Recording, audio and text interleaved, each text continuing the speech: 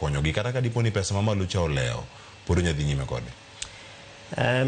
Okapar ni counties wa makaluo oseketo jingo gima olongo ni own source revenue kata yore moko ma ginyalo tiyo godo e loso omenda kapo ni omenda mabiro negi ma ae sirikal mamalo oleo.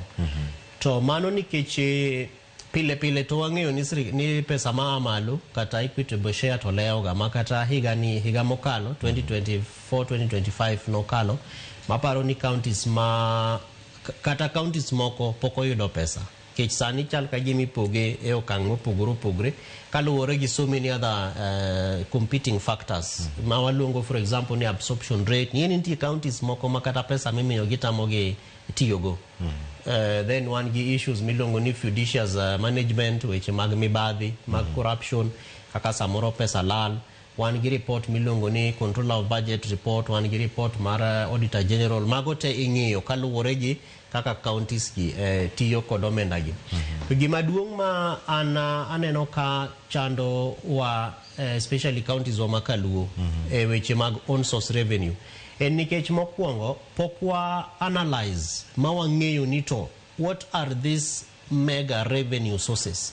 Nikech sources of own source revenue kleoto ng'eny ndi kendo kane watimo nonro moro gi jo Commission on Revenue Allocation higni moko madhi dek mokalo to ne wa realize ni nitiere more than 110 nitiere yore moingo 110 kadhi ma counties nyalo tiyo godo e kungo ohala gi mantiere ei county kanyo kata own source revenue. To mokwongo king'iyo wan gi for example gik milongo ni land rates makoro jogo manigi puothe kata jogo manigi landlords kata mana jogo manigi mega land portfolios e county nitiere pesa magichulo milongo ni land rate. Mano is one of them. Then wantiere gi levies and fines.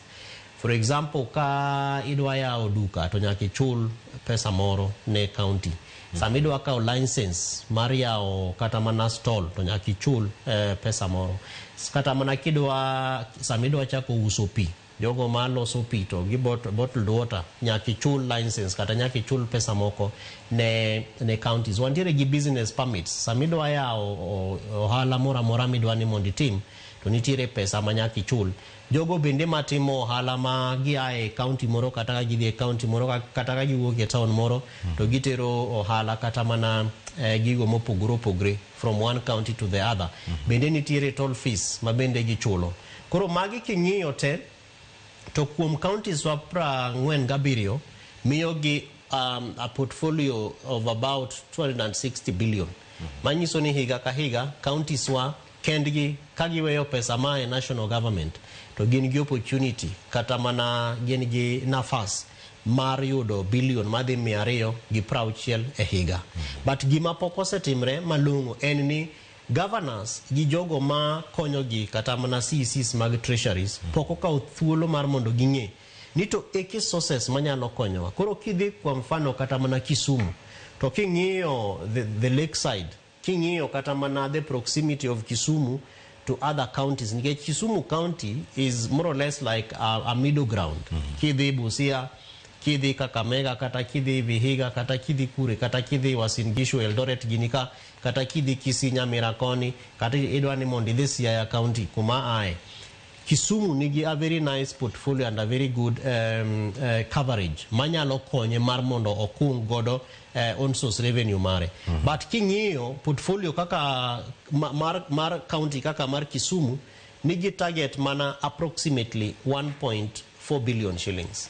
To mani ng'eni en pesa ma pok ong'i ni to ang'o gini ma wadwa ni mondo watim mondo konywa mor mondo wakung. But again ang'eyo ni part of the 1.4 billion projection wuok e weche mag formal sectors kaka koro jo ohala man kacha nikech Kisumu bende en city maduong'.